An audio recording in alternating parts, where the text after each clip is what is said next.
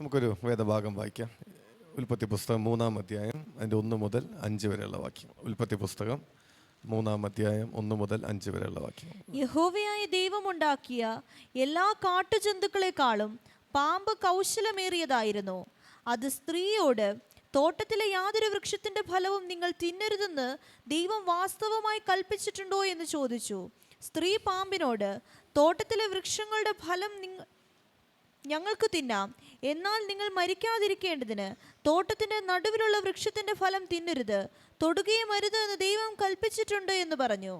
പാമ്പ് സ്ത്രീയോട്, നിങ്ങൾ മരിക്കയില്ല നിശ്ചയം, അത് തിന്നുന്ന നാളിൽ നിങ്ങളുടെ കണ്ണു തുറക്കുകയും നിങ്ങൾ നന്മ തിന്മകളെ അറിയുന്നവരായി ദൈവത്തെ പോലെ ആകുകയും ചെയ്യുമെന്ന് ദൈവം അറിയുന്നു എന്ന് പറഞ്ഞു. ആമേൻ. ഹല്ലേലൂയ, ഹല്ലേലൂയ, ഹല്ലേലൂയ. മനുഷ്യൻ്റെ ആദ്യത്തെ തകർച്ചയുടെ ഭാഗമാണ് നമ്മൾ വായിച്ചല്ലേ. മനുഷ്യരാശിയുടെ പരാജയത്തിൻ്റെ ആരംഭമാണ് നമ്മൾ ഈ ഉൽപ്പത്തി പുസ്തകം 3-ാം അധ്യായത്തിൽ നമ്മൾ വായിക്കുന്നത്. ഈ 3-ൽ തുടങ്ങിയ പരാജയം 2026-ലും തുടർന്നുകൊണ്ടിരിക്കുക അല്ലേ. ഹല്ലേലൂയ.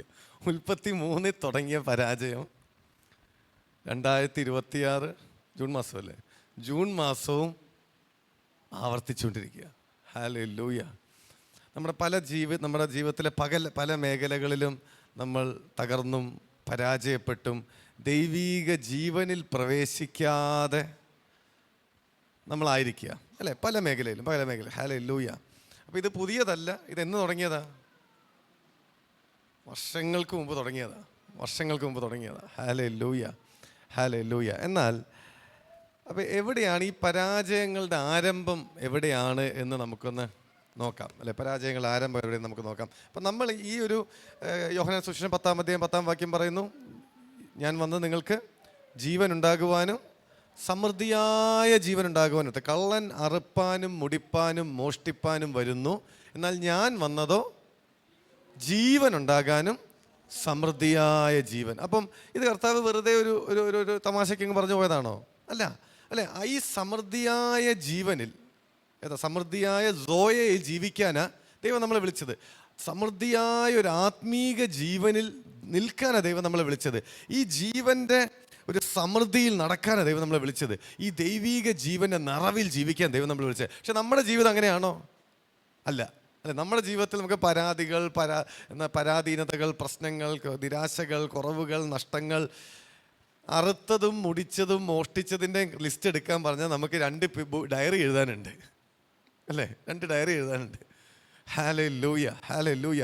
എന്നാൽ കർത്താവ്, ഞാൻ വന്നത് സമൃദ്ധിയായ ജീവൻ ഉണ്ടാകാനാണ്. ഹല്ലേലൂയ. ഞാൻ വന്നത് സമൃദ്ധിയായ ജീവൻ ഉണ്ടാകുവാനാ. ഹല്ലേലൂയ. അങ്ങനെയെങ്കിൽ പ്രിയമുള്ളവരെ, ഈ ഒരു സമൃദ്ധിയായ ജീവനിലേക്ക് പ്രവേശിക്കുന്നതിൻ്റെ ഏറ്റവും വലിയ തടസ്സം നമുക്ക് നോക്കാം. ആമേൻ. Thank you Jesus, thank you. അപ്പം യേശു വന്നത് എന്തിനു വേണ്ടിയിട്ടാ? സമൃദ്ധിയായ ജീവൻ തരാനാ. പക്ഷെ പിശാച് വന്നത് എന്തിനു വേണ്ടിയിട്ടാ? ഈ ജീവനെ അറുക്കാൻ വേണ്ടിയിട്ടാ. യേശു വന്നത് ജീവൻ തരാനാണെങ്കിൽ പിശാച് വന്നത് ജീവനെ അറുക്കാനാ. യേശു വന്നത് നമ്മളെ കരം പിടിച്ച് ഉയർത്താനാണെങ്കിൽ പിശാച് വന്നത് നമ്മുടെ ജീവിതത്തിൽ ഇതിനെ മോഷ്ടിക്കാനാ. യേശു വന്നത് നമ്മുടെ ജീവിതത്തിൽ നന്മ വരാനാണെങ്കിൽ പിശാച് വന്നത് നമ്മളെ മുടിക്കാൻ വേണ്ടിയിട്ടാ. ഹല്ലേലൂയ. അപ്പം ഈ ഒരു യുദ്ധം ഇതൊരു കോസ്മിക് സ്ട്രഗിളാണ്. ഇതൊരു എന്താ പറയുക, ഇതൊരു യൂണിവേഴ്സൽ പ്രോബ്ലമാ. ഹല്ലേലൂയ, ഹല്ലേലൂയ, ഹല്ലേലൂയ. അതായത് ലോക പ്രാപഞ്ചികമായുള്ളൊരു യുദ്ധമാണ്, പ്രാപഞ്ചികമായുള്ളൊരു പ്രശ്നമാണ്, പ്രാപഞ്ചികമായുള്ളൊരു കോസ്മിക് സ്ട്രഗിളിലാണ് നമ്മൾ നിൽക്കുന്നത്. അത് ഒരു വശത്ത് കർത്താവ് എല്ലാത്തിനെയും നന്നാക്കാൻ ശ്രമിക്കുമ്പോൾ, ഒരു വശത്ത് പിശാച് സകലത്തെയും നശിപ്പിക്കുവാൻ, ദൈവീക പദ്ധതികളെ തകർക്കുവാനാണ് പിശാച് ശ്രമിക്കുന്നത്. ഹല്ലേലൂയ. പിശാചിന് വചനം വിളിക്കുന്ന കുറച്ച് പേരുകൾ നിങ്ങൾക്ക് പറയാമോ? പിശാചിന് വചനം വിളിക്കുന്ന കുറച്ച് പേരുകൾ പെട്ടെന്ന് പറഞ്ഞാട്ടെ. സാത്താൻ, അതൊക്കെ നമുക്കറിയാലേ. സാത്താൻ, ലൂസിഫർ, പരീക്ഷകൻ, ബേൽസബൂൽ, ഇതൊക്കെ നമുക്കറിയാവുന്ന കാര്യങ്ങളാണ്. ഭൂതം, ദുർബോധം, ദുരാത്മാവ്, ഇതൊക്കെ ബാക്കി വേറെ അല്ലാത്ത കുറച്ച് യേശു വിളിക്കുന്ന കുറേ പേര് എന്തൊക്കെയാ? നമ്മളിപ്പോൾ ഒന്ന് പറഞ്ഞു. എന്താ അത് പറഞ്ഞേ? ഇപ്പം പറഞ്ഞ വാക്യം ഏതാ? ഇപ്പം പറഞ്ഞ വാക്യം കള്ളൻ. പിശാചിനെ കർത്താവ് വിളിച്ച പേരെന്താ? അവൻ കള്ളനാ. ഹല്ലേലൂയ. പിശാചിനെ കർത്താവ് വിളിച്ച പേര് അവൻ കള്ളനാന്നാ. കാരണം അവൻ്റെ സ്വഭാവം അതാ. അവൻ കള്ളനാ. ഹല്ലേലൂയ. നമുക്ക് കുറച്ച് വാക്യം നമുക്ക് പെട്ടെന്ന് വായിക്കാം. യോഹന്നാൻ 8:44. നിങ്ങൾ പിശാച് എന്ന പിതാവിന്റെ മക്കൾ, നിങ്ങളുടെ പിതാവിന്റെ മോഹങ്ങളെ ചെയ്യുവാനും ഇച്ഛിക്കുന്നു. അവൻ ആദ്യം മുതൽ കൊലപാതകനായിരുന്നു. അവനിൽ സത്യമില്ലായ്ക കൊണ്ട് സത്യത്തിൽ നിൽക്കുന്നതുമില്ല. അവൻ ഭോഷ്ക് പറയുമ്പോൾ സ്വന്തത്തിൽ നിന്ന് എടുത്തു പറയുന്നു. അവൻ ഭോഷ്ക് പറയുന്നവരും അതിന്റെ അപ്പനുമാകുന്നു. ആമേൻ. ഹല്ലേലൂയ. അപ്പൊ പിശാച് കൊലപാതകനാ, ഭോഷ്ക് പറയുന്നവനാ, ഭോഷ്ക് പറയുന്നവന്റെ അപ്പനാ. ഹല്ലേലൂയ. അപ്പം നമ്മൾ എത്ര പേര് പഠിച്ചു പിശാചിൻ്റെ? പിശാചിനെ പറ്റി ക്ലാസ് എടുക്കാനല്ല ഞാൻ വന്നത്. എന്നാലും ഇത് നമ്മൾ അറിയണം. പിശാച് കള്ളനാ, പിശാച് കൊലപാതകനാ, പിശാച് ഭോഷ്ക് പറയുന്നവനാ, പിശാച് ഭോഷ്ക് പറയുന്നവൻ്റെ അപ്പനാ. ഹല്ലേലൂയ, ഹല്ലേലൂയ, ഹല്ലേലൂയ, ഹല്ലേലൂയ. അപ്പം എത്ര പേര് പഠിച്ചു? പിശാച് കള്ളനാ, കൊലപാതകനാ, ഭോഷ്ക് പറയുന്നവനാ, ഭോഷ്ക് പറയുന്നവൻ്റെ അപ്പനാ. ആമേൻ. ഹല്ലേലൂയ. 2-3 വാക്യങ്ങൾ. പിശാച് വേറെ എന്തൊക്കെ ചെയ്യുന്നു? 2 കൊരിന്ത്യർ 4:4, 2 കൊരിന്ത്യർ 11:3. 2-3 പേര് ഒരുമിച്ച് എടുത്തോ. 2 കൊരിന്ത്യർ 4:4, 2 കൊരിന്ത്യർ 11:3, എഫേസ്യർ 6:11, 1 പത്രോസ് 5:8. 2 കൊരിന്ത്യർ 4:4, 2 കൊരിന്ത്യർ 11:3, എഫേസ്യർ 6:11, 1 പത്രോസ് 5:8. ദൈവപ്രതിമയായ ക്രിസ്തുവിന്റെ തേജസ്സുള്ള സുവിശേഷത്തിന്റെ പ്രകാശനം ശോഭിക്കാതിരിപ്പാൻ ഈ ലോകത്തിന്റെ ദൈവം അവിശ്വാസികളുടെ മനസ്സ് കുരുടാക്കി. അവിശ്വാസികളുടെ മനസ്സ് കുരുടാക്കുന്നവനാണ് ആര്? പിശാച്. അപ്പൊ പിശാച് കള്ളനാ, കൊലപാതകനാ, ഭോഷ്ക് പറയുന്നവനാ, ഭോഷ്ക് പറയുന്നവന്റെ അപ്പനാ. അവൻ നിന്റെ മനസ്സിനെ എന്താക്കും? കുരുടാക്കും. അവൻ നിന്റെ മനസ്സിനെ എന്താക്കും? കുരുടാക്കും. പിശാച് ഹാർട്ട് അറ്റാക്ക് കൊണ്ടുവന്നാണ് പറഞ്ഞേ. ഹാർട്ട് അറ്റാക്ക് വന്നാൽ നമുക്കറിയാം, അയ്യോ ഇത് പിശാച് കൊണ്ടുവന്നു നമ്മൾ പറയാം. പക്ഷെ പിശാച് അതിനു മുമ്പ് ചെയ്യുന്നതിന് കാരണം അവൻ എന്ത് ചെയ്യും? നിന്റെ മനസ്സിനെ കുരുടാക്കും. നിന്റെ ക്രിസ്തുവിൻ്റെ തേജസ്സേറിയ സുവിശേഷം നിങ്ങളുടെ ഹൃദയത്തിൽ പ്രകാശിക്കാതിരിക്കാൻ പിശാച് എന്ത് ചെയ്യും? മനസ്സിനെ കുരുടാക്കും. ഇത് കുരുടാക്കിയ നിന്റെ ജീവിതത്തിൽ ഒന്നും നടക്കത്തില്ല. നമ്മുടെ ഹൃദയം ഇരുണ്ടുപോയാൽ ഈ തേജസ്സിൻ്റെ സുവിശേഷം നമ്മുടെ ഹൃദയത്തിൽ പ്രകാശിക്കത്തില്ല എന്ന് പിശാചിന് അറിയാവുന്നതുകൊണ്ട് അവൻ എന്ത് ചെയ്യും? നിന്റെ ഹൃദയത്തെ കുരുടാക്കും. ഹല്ലേലൂയ. അപ്പോൾ പിശാച് ഹൃദയങ്ങളെ കുരുടാക്കുന്നവനാ, നമ്മുടെ മനസ്സിനെ കുരുടാക്കുന്നവനാ. നമുക്ക് പിശാച് രോഗം എന്ന് പറഞ്ഞാൽ നമുക്കറിയാം, പിശാച് ശാപം കൊണ്ടുവരും നമുക്കറിയാം, പിശാച് തടസ്സങ്ങൾ കൊണ്ടുവരും നമുക്കറിയാം, പിശാച് പ്രശ്നം കൊണ്ടുവരും നമുക്ക് പറഞ്ഞാൽ അറിയാം. പക്ഷെ പിശാചിൻ്റെ ഈ കാര്യങ്ങൾ നമുക്കറിയത്തില്ല. പക്ഷെ വചനം പറയുന്നത് പിശാച് ആദ്യം ചെയ്യുന്നത് എന്തൊക്കെയാ? അവൻ കള്ളനാ, അവൻ ഭോഷ്ക് പറയുന്നവനാ, ഭോഷ്ക് പറയുന്നവൻ്റെ അപ്പനാ, അവൻ കൊലപാതകനാ, പിന്നെന്താ? അവൻ മനസ്സിനെ കുരുടാക്കുന്നവനാ. എന്തിനാ കുരുടാക്കുന്നത്? ഈ സുവിശേഷം, ഈ തേജസ്സിന്റെ സുവിശേഷം സാധാരണ സുവിശേഷമല്ല. The glorious gospel of the glory of God. ക്രിസ്തുവിന്റെ തേജസ്സിന്റെ സുവിശേഷം നിന്റെ ഹൃദയത്തിൽ പ്രകാശിച്ച നിന്റെ ജീവിതം മാറി. ഹല്ലേലൂയ. ക്രിസ്തുവിന്റെ തേജസ്സിന്റെ സുവിശേഷം നമ്മുടെ ജീവിതത്തിൽ കടന്നു വന്നാൽ നമ്മുടെ ജീവിതത്തിന്റെ അവസ്ഥ മാറി, നമ്മുടെ കുടുംബത്തിന്റെ അവസ്ഥ മാറി. പിശാചിന് നീ ഒരു വെല്ലുവിളിയാ, പിശാചിന്റെ രാജ്യത്തെ നീ തകർക്കും എന്നവൻ അറിയാവുന്നുണ്ട്. വേറെ ഏത് സുവിശേഷം നീ കേട്ടാലും കുഴപ്പമില്ല, തേജസ്സിന്റെ സുവിശേഷം കേൾക്കരുത്, തേജസ്സിന്റെ സുവിശേഷം ഹൃദയത്തിൽ പ്രകാശിക്കരുത്. തേജസ്സിന്റെ സുവിശേഷം അറിഞ്ഞാൽ നിന്റെ ജീവിതം മാറും. ഹല്ലേലൂയ. നിന്റെ കുടുംബം മാറും, നിന്റെ അവസ്ഥ മാറും. മറ്റെന്ത് നീ വേണമെങ്കിൽ നീ പ്രസംഗിച്ചോ, പിശാചിന് കുഴപ്പമില്ല. എന്ത് വേണമെങ്കിൽ നീ കൈകൊട്ടി പാടിക്കോ, പിശാചിന് കുഴപ്പമില്ല. തേജസ്സിന്റെ സുവിശേഷം അറിഞ്ഞാൽ നിന്റെ ജീവിതത്തിന്റെ അവസ്ഥ മാറും. തേജസ്സിന്റെ സുവിശേഷത്തെ അറിഞ്ഞാൽ ഈ തേജസ് നിന്റെ ജീവിതത്തിൽ വന്നാൽ ജാതികൾ നിന്റെ അടുക്കലേക്ക് വരും, രാജാക്കന്മാർ നിന്റെ ഉദയശോഭയിലേക്ക് വരും. ഹല്ലേലൂയ. ഇന്നലെ വന്നവർക്കറിയാം, ഞങ്ങളുടെ യെശയ്യാ പ്രവചനം 60-ാം അധ്യായം വായിച്ചത്. ഹല്ലേലൂയ. ഒരു ഹോംവർക്ക് കൊടുത്തു. യെശയ്യാ 60 മുതൽ 66 വരെ നിങ്ങളെല്ലാവരും വീട്ടിൽ പോയി വായിക്കണം.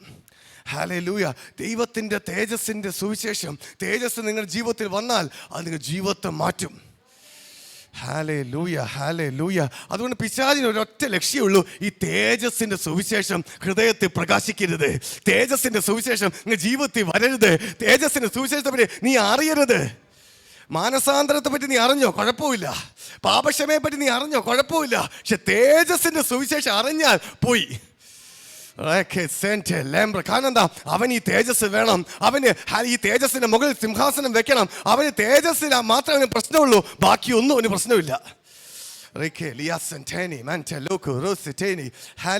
അപ്പൊ അവൻ എന്ത് ചെയ്യും? മനസ്സിനെ കുരുടാക്കും. മനസ്സിനെന്ത് ചെയ്യും? കുരുടാക്കും. ഇനി അടുത്തത് 2 കൊരിന്ത്യർ 11:3. എന്നാൽ സർപ്പം ഹവ്വായെ ഉപായത്താൽ ചതിച്ചതുപോലെ നിങ്ങളുടെ മനസ്സ് ക്രിസ്തുവിനോടുള്ള ഏകാഗ്രതയും നിർമ്മലതയും വിട്ട് വഷളായി പോകുമോ എന്ന് ഞാൻ ഭയപ്പെടുന്നു. സർപ്പം ഹവ്വയെ എങ്ങനെയാ ചതിച്ചേ? ഉപായത്താൽ ചതിച്ചു. അപ്പൊ പിശാച് ആരാ? ഉപായിയാ. സർപ്പം ഹവ്വയെ എങ്ങനെ ചതിച്ചത്? ഉപായത്താൽ. സർപ്പം ഹവ്വയെ ഉപായത്താൽ ചതിച്ചു. അപ്പൊ അവൻ ചതിയനാ, അവൻ ഉപായിയാ. പിശാചിന്റെ പേര് മനസ്സിലായോ? ഒന്നവൻ കള്ളനാ, അവൻ ബോഷ്ക്ക് പറയുന്നവനാ, ബോഷ്ക്ക് പറയുന്നവന്റെ അപ്പനാ, കൊലപാതകനാ, ഹൃദയങ്ങളെ കുരുടാക്കുന്നവനാ. പിന്നെന്താ? അവൻ ഉപായിയാ, അവൻ ഉപായിയാ, അവൻ ചതിക്കുന്നവനാ. സർപ്പം ഹവ്വ എങ്ങനെയാ വീഴ്ചത്? അത് മനുഷ്യരാശിയുടെ പതനം ആരംഭിച്ചത് എന്തിലൂടെയാ? ഒരു ചതിയിലൂടെയാ. മാനവ കുലത്തെ പിശാച് തകർത്തത് എങ്ങനെയാ? ചതിയിലൂടെയാ. ഏതനിൽ നിന്ന് മനുഷ്യനെ പുറത്താക്കിയത് എങ്ങനെയാ? ഒരു ചതിയിലൂടെയാ, ഒരു ഉപായത്തിലൂടെയാ. അങ്ങനെയെങ്കിൽ പ്രിയമുള്ളവരെ, ഈ ലോകത്തെ മുഴുവൻ പിശാച് തകർക്കുന്ന എങ്ങനെയാ? ചതിയിലൂടെ തന്നെയാ. ഇന്ന് പകൽക്കാലം ഈ ചതി പൊളിയണം. ഇന്ന് പകൽക്കാലം ഈ ചതി, പിശാചിന്റെ ചതി, പിശാചിന്റെ ഉപായത്തെ തകർത്ത് ദൈവ മക്കൾ എഴുന്നേൽക്കണം.